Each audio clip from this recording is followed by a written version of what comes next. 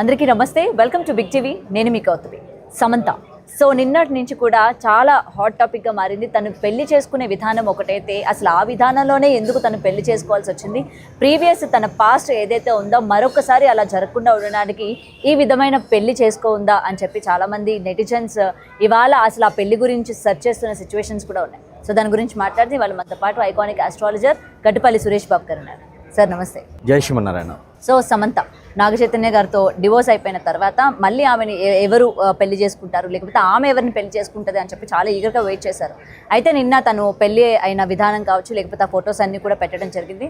So ఈ వివాహం ఏదైతే ఉందో భూత శుద్ధ వివాహం, సో దీన్ని ఏ రకంగా తీసుకోవాలి అంటే ఇప్పటి వరకు కూడా ఈ రకమైన వివాహం చేసుకోవచ్చు అని ఎవరికీ తెలీదు.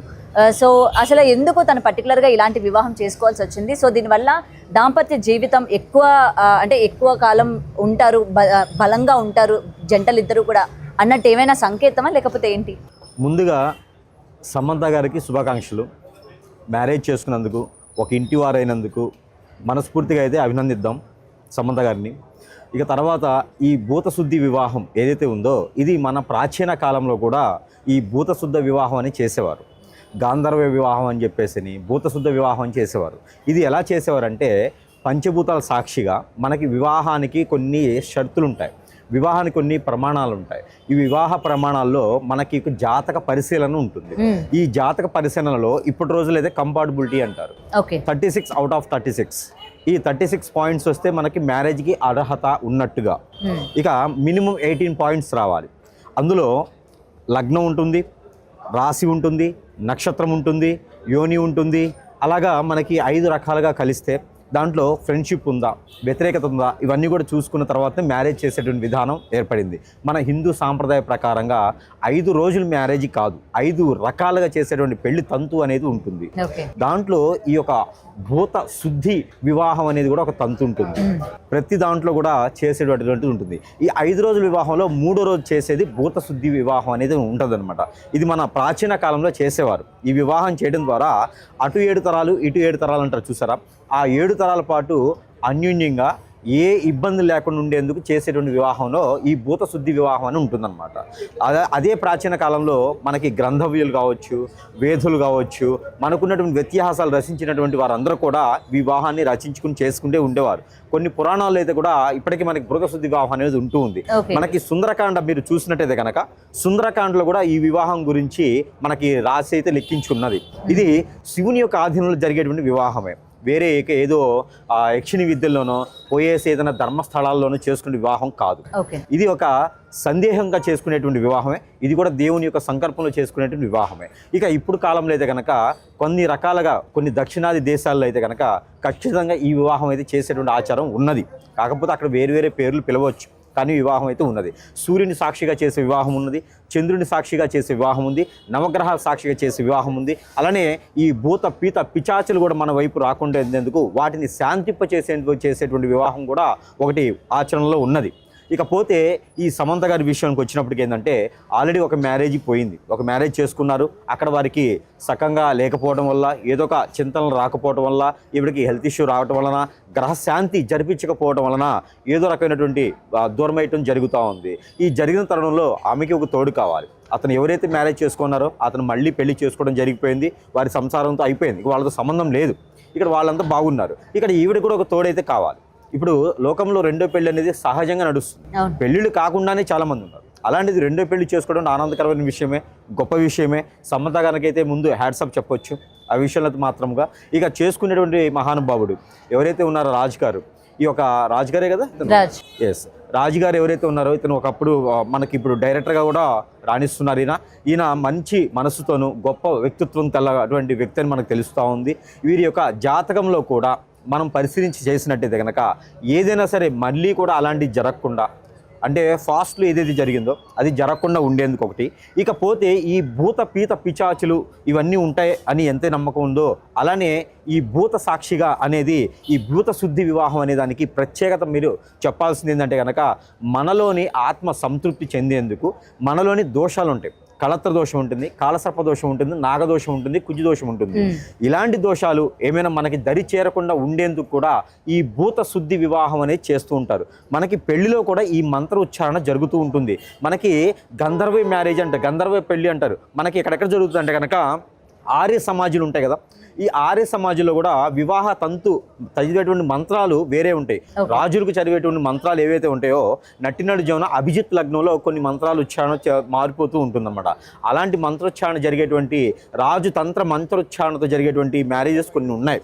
అలాంటి సాక్ష్యం కోసము ఈ యొక్క సూర్యుని సాక్షిగా, చంద్రుని సాక్షిగా, నవగ్రహాల సాక్షిగా ఉండేందుకు ఈ యొక్క భూత పీత పిచాచులన్నీ కూడా వెంటాడకుండా, వెంబడించకుండా, రేపటి రోజున వీళ్ళ మ్యారేజీ మీద ఎవరికైనా నచ్చకుండా కూడా, ఎవరేదైనా చెడు క్రియలు చేపించినా కూడా, వీరిద్దరి మధ్యన విడిపోవాలని చేపించినా కూడా అది ఏం అవ్వకుండా ఇవన్నీ కూడా తోడుండేందుకు ఈ భూత సాక్షిగా చేసుకునేందుకు ఈ ఒక మ్యారేజ్ చేయడం అనేది జరుగుతూ ఉంది. ఇది కూడా శివుని యొక్క ఆధీనంలోనే జరుగుతుందని మాత్రం చెప్పవచ్చు. ఓకే. అండ్ సార్ పర్టికులర్గా అంటే ఇప్పుడు ఇక్కడ పెళ్లి చేసుకున్నారు కాబట్టి ఎటువంటి కార్యక్రమాలు అంటే నార్మల్గా బయట మనం పెళ్లి చూస్తూ ఉంటాము, కన్యాదానం అని చెప్పి, లేకపోతే ఇవన్నీ ఉంటాయి. పర్టికులర్గా ఈ వివాహానికి వచ్చేసరికి ఇలాంటివన్నీ కూడా ఉండవా? అసలు ఈ రోజుల్లో మ్యారేజ్ చేసుకోవడానికి సాక్ష్యం ఒకటి సరిపోతుంది. తాళి కట్టినా కట్టకపోయినా కూడా ఒకరిగా ఉండాలనే భావన మనసులో ఉంటే సరిపోతుంది. ఇక మ్యారేజ్ చేసుకోకపోయినా పెద్దగా ఆలోచించట్లా. ఇంకా వారు పెళ్లి చేసుకున్నారు, ఇంకా వారు పెళ్లి చేసుకుని నలుగురిలో వాళ్ళు పబ్లిసిటీ చేసి చూపించారు, మేమిద్దరం భార్యాభర్తలు ఈ రోజు నుంచి అని తెలియజేయడం అనేది చాలా గొప్ప విషయం. ఈ రోజుల్లో కూడా ఈ యొక్క నాగరికతని ఫాలో అవుతూ, నాగరికత దగ్గరగా ఉంటూ, ఏదో ఒక దగ్గర ముందు దేవాలయం అయితే ఉంది, ఆ దేవుని సాక్షిగా పెళ్లి అయితే చేసుకున్నారు కాబట్టి వెళ్ళని అది మంచి విషయం, తరుణము. ఎదుటి వారికి ఎవరికైనా సరే తెలియచేయొచ్చు, ఇది వీరు కూడా పెళ్లి చేస్తున్నారు కాబట్టి ఎవరైనా ఇంకా విచ్చలవిడితనంతో లేకుండా, ఏదో ఎఫ్ఐఆర్స్ లాంటి పెట్టుకోకుండా, ఏదైనా మనస్ఫూర్తిగా ప్రేమిస్తే కూడా పెళ్లి చేసుకోవాలి అనేది అయితే ఒకటి చూపించారు వీళ్ళు. దానికైతే వీరికి మంచి మనస్సు ఉన్నటువంటి మనుషులు అని చెప్పొచ్చు. ఇకపోతే వీరికి ఈ పెళ్లి జరిగినటువంటి తంతుకి కావాల్సినటువంటి మంత్రోచ్చారణతో పాటు కొన్ని వస్తువులు ఉంటాయి. అవి ఏంటంటే కనుక మిరియాలు, ఎండు మిర్చి, అలానే కనుక ఈ రెండింటితో పాటు పత్తి గింజలు, ఉప్పు, కళ్ళుప్పు ఉంటుంది కదా, ఈ కళ్ళుప్పు ఇవి కూడా ఆ మ్యారేజ్కి కనుక పెట్టి ఉన్నట్టయితే కనుక ఆ గ్రహాల యొక్క శోభ, ఆ గ్రహాల యొక్క అనుకూలత, అననుకూలత, అలానే వీరిలో ఉన్నటువంటి క్రామ క్రోధాలే కాకుండా వీరిలో ఉన్నటువంటిది ఇబ్బందులు ఉండేటువంటి విషయాలు ఏవైతే ఉన్నాయో, వీరికి కాలసర్పదోషం, నాగదోషం, కుజుదోషం అలాంటివి ఏవైతే ఉన్నాయో అవన్నీ కూడా పటాపంచలేదానికి ఆస్కారం ఉంటుంది. రేపటి రోజున ఎవరైనా వీరి పెళ్లికి నచ్చకుండా ఉండి, వీరి పెళ్లిని చెడగొట్టాలి అని ఉండి, వీరు విడిపోవాలని చేసేటువంటి తంతులు ఏవైతే ఉంటాయో, చెడు ప్రయోగాలు ఏమైనా చేస్తారో అవి పెద్దగా వీరి మీదకి రావు. అంటే సార్ ఇంకొకటి, ఇది అందరికీ గుడ్ న్యూసే అయినప్పటికీ తర్వాత వీళ్ళిద్దరూ కలిసి ఉంటారు. ఎందుకంటే ఇంత సీక్రెట్గా, లేకపోతే ఇలాంటి ఒక వివాహాన్ని ఎంచుకొని బలంగా ఉండాలి అని చెప్పి చేసుకున్న వీళ్ళు రేపు పొద్దున ఏ విధంగా ఉంటారు? ఆబ్వియస్లీ ఫ్యాన్స్ అన్నాక వాళ్ళు అభిమానించే వాళ్ళు డెఫినెట్గా కలిసి ఉండాలని కోరుకుంటారు. ఇది కూడా విడిపోకూడదు, మళ్ళీ ఆమె దూరం అవ్వకూడదు, ఆ డిసప్పాయింట్మెంట్ అవ్వకూడదు అని చెప్పి చాలామంది వెతికేస్తూ ఉన్నారు. ఈ విధంగా పెళ్లి చేసుకుంది కాబట్టి ఇక నుంచి తను బాగుంటుందా లేదా అని చెప్పి తన అంటే సంతోషాన్ని కోరుకునే వాళ్ళు వెతుకుతూ ఉంటారు. సో ఈ ప్రభావం ఎలా ఉండబోతుంది అంటారు? అంటే కలిసి ఉంటారా, లేకపోతే ఏ విధంగా ఉంటుందంటారు? ఇక్కడ మనం చూసుకున్నట్టయితే కనుక పొద్దున్నే పెళ్ళి అయ్యి సాయంత్రానికి విడాకులు తీసుకునే చాలా మంది ఉన్నారు. అవును కదండి. మనం 4 రోజుల్లో విడాకులు తీసుకుని చాలా మంది ఉన్నారు. పెళ్లి చేసుకో ముందు అందరూ కూడా కలిసి ఉండాలనే కోరుకుంటారు. మొదటి వివాహం కూడా అంగరంగ వైభవంగా జరిగిపోయింది. ఆకాశంలో పందిరి వేసి, భూగోళం అంతా పైట వేసి పెళ్లి చేసినటువంటి తంతు మనం చూస్తున్నాము. ఏది సమంత గారి వివాహం. ఈ తర్వాత విడిపోతారని ఎవరు అనుకోలేదు, అది కలగానే జరిగిపోయింది. ఇక మనం విడిపోతామా, కొనసాగుతామా అనేది వారి యొక్క మనసులు, వారి యొక్క ఆలోచన పట్టి ఉంటుంది. కానీ పలానా దేవుని దగ్గర జరిగింది కాబట్టి విడిపోరు, పలానా దేవత దగ్గర జరిగింది కాబట్టి విడిపోరు అనేది ఏం లేదు. ఎంత సాక్ష్యం ఉన్నా, ఎన్ని రకాలుగా ఉన్నా కూడా విడిపోవడం అనేది వారి యొక్క ఆచరణ పట్టిక ప్రకారంగా, వారి యొక్క విధానం, సిద్ధాంతం, వారి యొక్క ఆలోచన ప్రకారంగా మారుతుంది తప్పితే, వారి యొక్క మనసు ప్రకారంగా మారుతుంది తప్పితే అది దేవుని సాక్షిగానో దేవుడు మనతో ఉన్నాడో అయితే కాదు. వాటికి వేరు, ఇది వేరు. పెళ్లి చేసుకోవడం అనేది ఒక తంతు, విడిపోవడం అనేది వాళ్ళ ఆలోచన, అది వారి మీద ఆధారపడి ఉంది. ఇకపోతే సమంత గారి జాతకం ఒకసారి పరిశీలన చేసినట్టయితే కనుక, ఇక్కడ రాజుగారి జాతకం ఒకసారి పరిశీలన చేసినట్టయితే కనుక రాజుగారి జీవితంలో అయితే కనుక విడిపోయేదానికి కనిపించట్లా. కాకపోతే రాజుగారికి మాత్రము కుజుదోషం అయితే ఉన్నది. కొంచెం కోపదారితనం రావటము, ఇద్దరి మధ్య మనశ్రద్ధలు రావటము, ఇవైతే రానున్న కాలంలో చూడొచ్చు. కానీ ఇద్దరు కూడా ఒకే రకమైనటువంటిగా, ఇద్దరు ఒకే వరలో 2 కొత్తలు అన్నట్టుగా వారికి కోపం వచ్చినప్పుడు వీరికి కోపం వచ్చింది అనుకోండి, కొంచెం ఇబ్బందికరంగా ఉంటుంది. ఒకరు కోపపడ్డప్పుడు ఒకరు శాంతి ఇచ్చారు అనుకోండి, కొంచెం కూల్గా అయిపోతుంది. ఒకరు కాఫీ అయితే, వేడి కాఫీ అయితే ఒకరు కూల్ కాఫీ అవ్వాలి. 2 కాఫీనే ఒకరు ఈక్వల్గా ఉంటే సమానత్వంతో ఉంటుంది.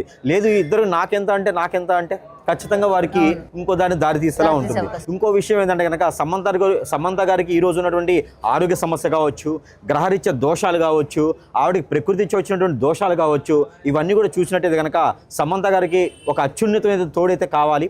ఆ సమంత గారి తోడు ఇతనే ఉండాలని చెప్పేసి మనస్ఫూర్తిగా కోరుకుందాము.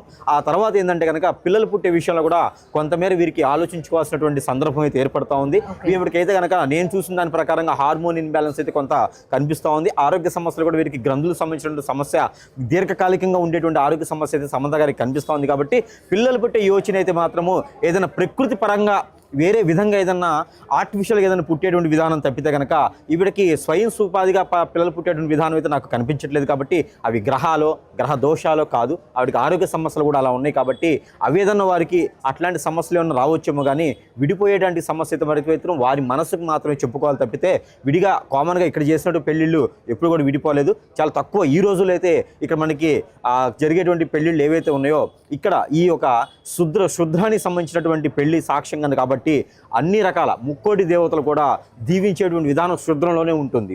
మనము రుద్రం తీసుకోండి, మనము పాజిటివిటీ ఉంటుంది. అలానే మంచితనంతో గుళ్ళో ఆలయాల్లో పెళ్లి చేస్తే పాజిటివిటీ ఉంటుంది, కానీ క్షుద్రం దగ్గర పెళ్లి చేస్తే ఆ పాజిటివిటీ కూడా ఇక్కడ ఉంటుంది. కాబట్టి ఈ శుద్ర వివాహం అనేది చాలా గొప్ప విషయం చేసుకోవటం. ఈ గాంధర్వ వివాహంలో అనే శుద్ర వివాహం కాబట్టి ఎలాంటి నెగిటివిటీ రాదు. పిల్లలు పుట్టేందుకు ఆరోగ్య సమస్యలు మాత్రమే సూచిస్తూ ఉంది. కాకపోతే వీళ్ళ మనసులు అనేది మాత్రం కొంచెం ఆలోచించుకుంటూ ఉండాలి. వీరి యొక్క దశాంతర దశలు కూడా బాగానే యోగిస్తూ ఉన్నాయి ఇప్పుడు ప్రజెంట్ అయితే కనుక. కాబట్టి కొంతకాలం కొనసాగేటువంటి ఆలోచన అయితే వీరికి ఉంటుందని మనస్ఫూర్తిగా కోరుకుందాము. ఇక జరిగింది పెళ్ళి ఇక్కడే కాబట్టి డిసెంబర్ 1 జరిగే పెళ్ళి అయింది కాబట్టి ఇప్పుడే విడిపోవడం దాకా ఎందుకు, సుఖంగా ఉండాలని అయితే కోరుకుందాము. అలానే వారి జీవితంలో అందరూ కూడా సుఖ శాంతులే పొందాలని మనస్ఫూర్తిగా అయితే కోరుకుందాము వాళ్ళకి. Right sir, thank you. For more videos like this, subscribe Big TV channel.